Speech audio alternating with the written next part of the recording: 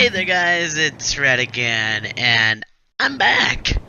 It's nearly been a year, but I'm back! That's a count for something, and to celebrate me coming back from basically the dead, not really, I'm joking, I decided to do a hearse, which, if you don't know how to get the hearse, you have to have another hearse, which is my personal vehicle back there. Decided to grab a fresh hearse for this, and, yeah, you have to have fresh hearse, or not a fresh hearse, but you have to have hearse to come get it, and you have to drive it up, because this is one of the rarest cars in the game. You don't just find this on the street just driving around. You actually have to go and find this. So, we're going down to Los Santos Customs, and my only complaint about this car is it's not really too practical. It only has two seats, despite having 4 doors due to, you know, a coffin in the back. And it's not really that fast. I mean, sure, it's a hearse, but it could go a little bit faster. Once you customize it, though, it does do a decent amount of speed, but then you still have the 2 doors.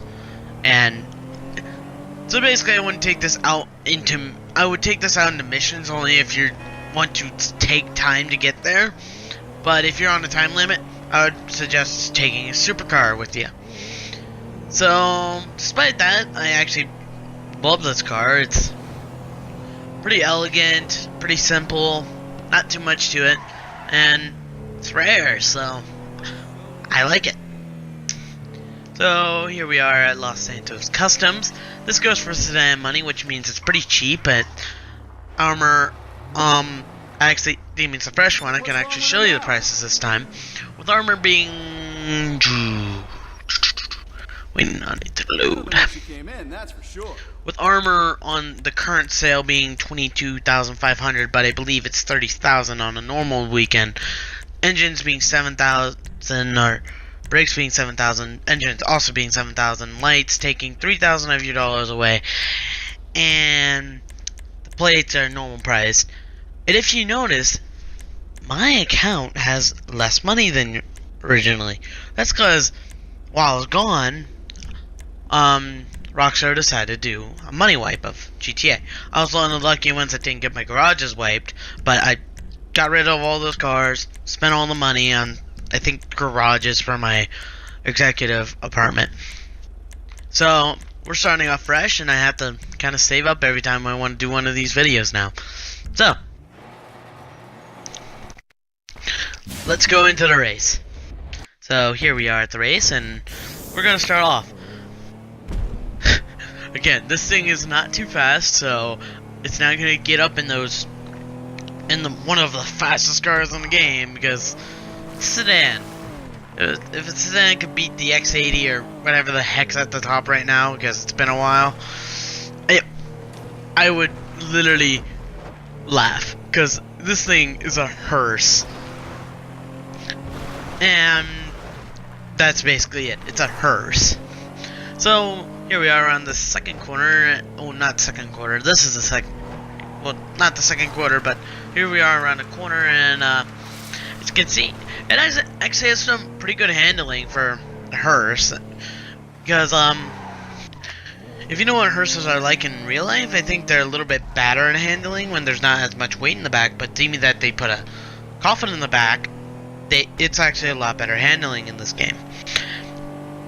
Also, if you don't remember this car from any of the games, I believe there was a mission in GTA 4 where you had to use a hearse to, spoilers alert, drop off one of the brothers from, was that one guy that you can hire in the heist for the one up in, what's the town up? Paleto Bay.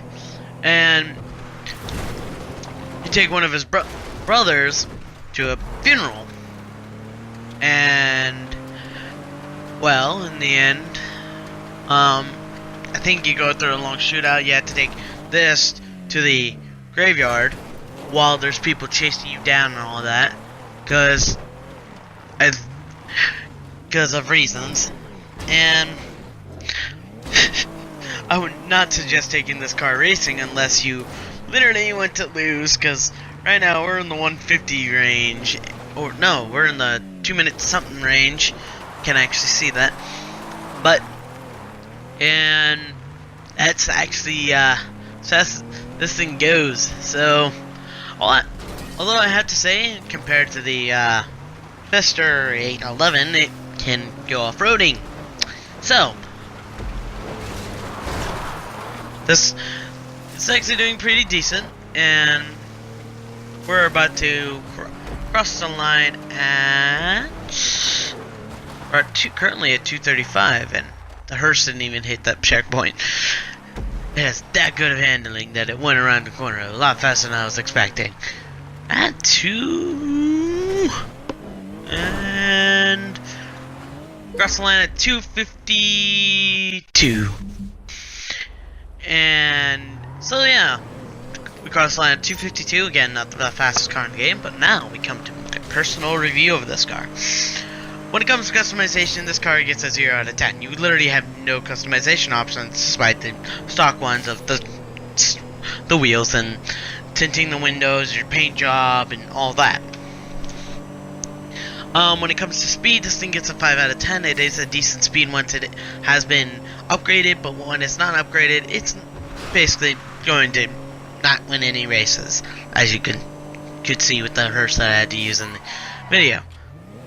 When it comes to other things such as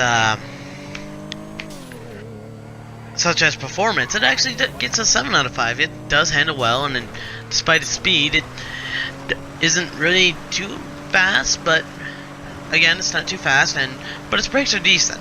So it gets a 7 out of 10 in that.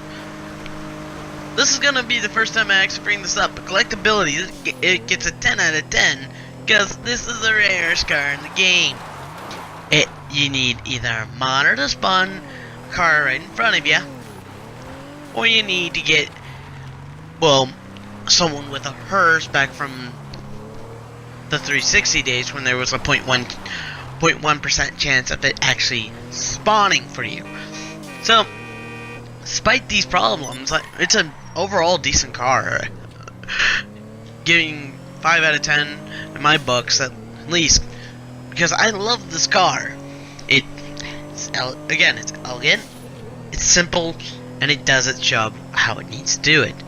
And if you want to roleplay a bit, it can get you that. But that's gonna have to do it for me, guys. Like if you liked the video, subscribe to see more, and I'll see you in the next video. I promise not to take forever this time. Bye!